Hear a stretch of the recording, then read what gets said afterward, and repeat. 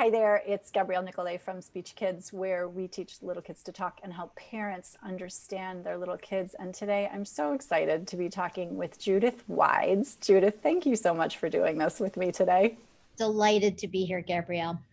I thought we would start by you introducing yourself and sort of who you are and what you do, and then we'll go from there. Sure. So I'm Judith, as Gabrielle said. I am the Director of Counseling and Parent Support at NCRC, which is a local DC preschool. We are an inclusion model preschool, which means that we serve together in classrooms, this year very small classrooms of only 8 children, both typically developing children and children who benefit from additional supports and adaptations.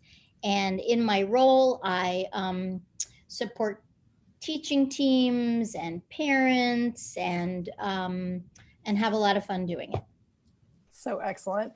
Now, before you came to NCRC, you were telling me you worked at a pretty intense program in New Jersey. Do you want to just tell us a little bit about that? And actually, sorry, I'm going to interrupt you again. Tell me a little bit about your educational background as well, because you're trained as a... So I have sort of dual training in school and counseling psych and marriage and family therapy. Okay. So that's my background. Yep. And previous to coming to NCRC, I worked briefly for Head Start in Fairfax County. And then before that, I was working in New Jersey for 10 years at a therapeutic day school program that was housed within the Department of Psychiatry at the University of Medicine and Dentistry of New Jersey, otherwise known as UMDNJ. And and it was a therapeutic day treatment program for children who were between the ages of 2.5 and 5, so roughly the same population age that I serve at NCRC. But these children were primarily children who had pretty severe histories of neglect and abuse. Mm-hmm. So really intense. Really intense behavioral challenges, really problematic histories of family relationship. Okay. So these are really two different, very, very different populations. NCRC is located in Northwest DC. It's a fairly expensive preschool to go to. You do have, I know you have some financial aid and all of that, but it's a very different population. You're not dealing with a lot of trauma at NCRC. Nope. Okay. So how does your previous work inform what it is that you're doing at NCRC to the extent that it does?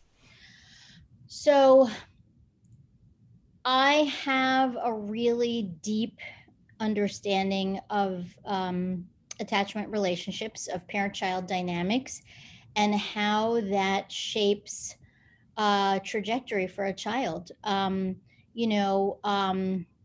the end of the day, it doesn't matter how many letters they know or if they know their colors, but it comes down to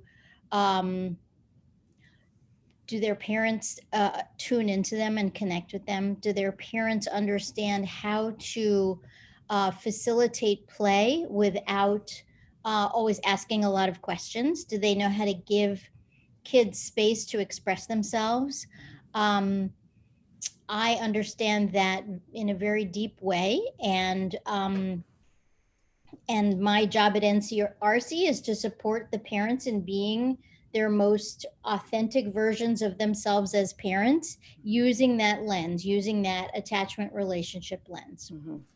And so when people talk about, this is not, just for the record, attachment parenting, which is its whole other self. So say more about attachment and like, why do we need it? What does it do? Right. So attachment is the foundation for life. It is the earliest experience of call and response.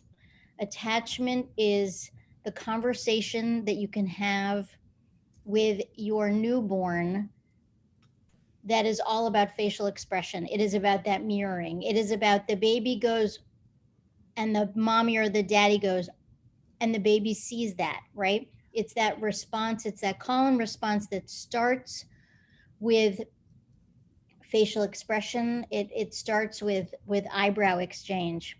I'll never forget I when love it. Eyebrow exchange. Yes. when my daughter was a baby, and I think she must have been about 3 months old, and we had a whole conversation just with our eyebrows, just with, she would lift hers, I would lift mine, she would lift hers. She's able to do one at a time like my mother, which I can't do. And I called my advisor from grad school and I was like, oh my God, I just had a whole conversation with her with our eyebrows, right? That's attachment. That is it. The other word that's used in the literature is attunement. It's about using every cell in your body to tune in to where your child is at. And when they're infants, it's that facial expression, but it's also what I call physical accommodation, which is what you do in using your breathing and your posture. And most people just do this naturally to accommodate the baby, right? So, for example, if most people don't even think about the fact that they do this, but if you don't do it, it's really problematic. It's really problematic. Yeah. Or if you have a child who struggles with finding that rhythm, parenting is about choreography. That's what it is. It's about choreography and finding that choreography, finding that give and take, finding that way to shift your body and your breathing to help your child soothe and relax, right? So what do we do as parents? We are like limbic life rafts for parents, right? We lend our self-regulation over to our children, and there is this hopefully positive feedback loop where you are supporting them, they are able to experience themselves, you're supporting them, they're able to experience themselves. And that's kind of the foundation of attachment. And it also means, though, setting limits later, like I am a big believer in setting limits and holding limits and being firm. And so it's not a free for all. It's about creating connection, but it's also about creating structure. Yeah. And I talk about the container a lot. yeah, What size container does this child need right now? Right. And then right. as they grow, and I now have an 18-year-old, you have a post-college, 21 college student. The container is really a lot bigger than I'd like it to be. Yeah. Right? But it's necessary because now I'm an adult. But that's the goal, right? We're growing adults here. We're growing adults. And so, yeah. I love what you said. Parenting is about choreography because it makes it so clear. And what you said too about how, like, if things are going well, then we're in this dance and the dance feels effortless. And this is something else I say about development generally, but also attachment is like, it feels effortless, but it's not simple. No. There's so much happening neurologically, physiologically, emotionally, like all the things, right? Yep. And so when any one thing is off, so we've got an infant with colic or a preschool, a 2-year-old or a 1.5-year-old with fluid in their ears, or a sensory integration, someone who's a little bit tactile defensive, who doesn't feel things as well as they should, then all of that whole dance is much harder. Is so much harder. And so then you've got this situation where parents feel like it's their fault. So they're shutting off. Kid is reaching out in different kinds of ways that kids do to sort of say, hey, I need you over here. Right. And then, kaboom, right? Yeah. Yeah. And then we have a really bad set of dance steps happening. Right. You guys have at NCRC a program called Play Pals. Walk me through what the levels are. We have early beginnings and we have Play Pals. Early beginnings is our version of an early intervention program. So kids who apply to NCRC from families that already recognize that the child benefits from supports and adaptations can apply into our early beginnings program. We generally serve between 4 and 6 children in that program, and it provides them with additional time with the child development team, myself, the speech and language pathologist, and the occupational therapist. We do an interdisciplinary group that under non-COVID times is a parent-child group. And then the group, for the first hour, it's a parent-child group. And then for the second hour, the kids stay and work with the speech therapist and the occupational therapist, and the parents come with me for a parent education meeting that happens once a week. During COVID times, we're doing the parent meeting at night. And when kids complete the early beginnings program, the next stage for them is the Play Pals program, which is for older children as they progress through NCRC. There's no parent-child component with the therapists, but the kids have a interdisciplinary group every week. And it's a way to continue the good work that we started in early beginnings. Mm-hmm. I didn't realize that there was a parent component with you. I mean, it makes perfect sense, but yeah. And do you have a curriculum that you take people through, or how does that work? Is it based on who you've got in the room? Like what? It's based on who's in the group and what the needs are. So it's different every year. I've had some years, I'm just going to put my headset on because I can hear a trash truck out there. Some years where it's been much more, much more like almost like a book club, where we choose a book to read and we read it and we discuss it every week. Of course, there's always discussion about people's children in particular and their development. Some years the needs of the group are such that I'm bringing in a lot of guest speakers on particular topics. Again, it really varies from year to year. Each year, each group has its own dynamic, and I really honor what that dynamic is. And I try to find my choreography with the group and serve them best. So I love this is a totally new metaphor for me, and I am loving it. Okay. This notion of choreography. Yeah.